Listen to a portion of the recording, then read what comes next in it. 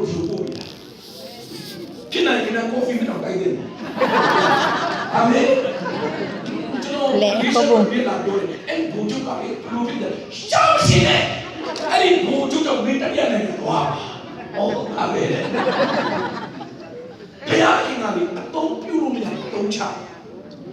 ဖာရောဘုရားရဲ့ခေါင်းကိုဘုရားမှာစေတာအာမင်ကျွန်တော်ယုံကြည်တယ်ဒီမှာဒီမှာလည်းရည်ရွယ်ချက်တစ်ခုနဲ့ဘုရားခင်မိ90နေတယ်အဲ့ဒါနဲ့ဒီမှာလူတွေအဲ့ဒါပထမတော့တာမဟုတ်ဘူးဘုရားလုပ်တယ်တကယ်လို့ဘုရားခင်ကလေဒီမှာလူတွေကိုကောင်းကြီးပေးဒီမှာခရစ်တွေကောင်းကြီးပေးတေးချတယ်ကျွန်တော်ဒီမှာလူမျိုးဆိုတာလေတိုင်းရင်းသားဆိုတာကိုယ်ရွာနေကိုယ်နဲ့ကိုယ်ရောသွားချင်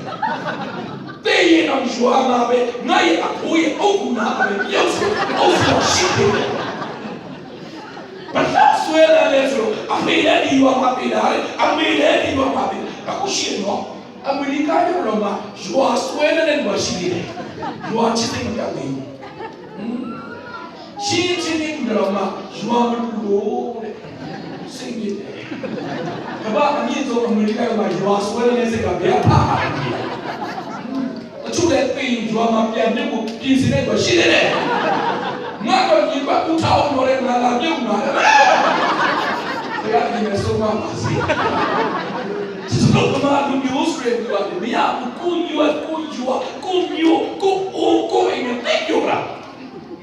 အချို့ဘူဝါရဲ့ဆိုရှိတယ်ချစ်အဖိုးကြီးဘွားတော်ပြီးဘာလို့သူ့သားကိုလည်းမလေးရှားမလို့ဘူးလေအဖေတို့လည်းဆိုချီဆောင်ရင်းလိုက်ဝဲကြတတ်မှာဆို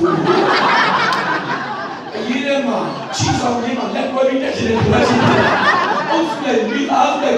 တကားမှာဝီမဲ့ကောရှိတယ်အဲယူရတော့ပြန်တင်တာအဲ့ဒီရောက်ပြောတာတကဘာလို့ဒီမှာလူတွေပြန်သွားတယ်အဲ့ဒါပထမလို့လာတော့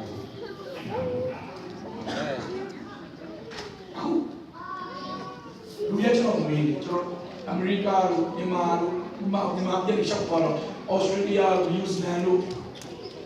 မလေးရှားစီတို့တော့ကျွန်တော်လူတစ်ခါမေးဆရာတဲ့အမေရိကတွေနယူးဇီလန်မှာဘယ်လိုတရားဟောလဲ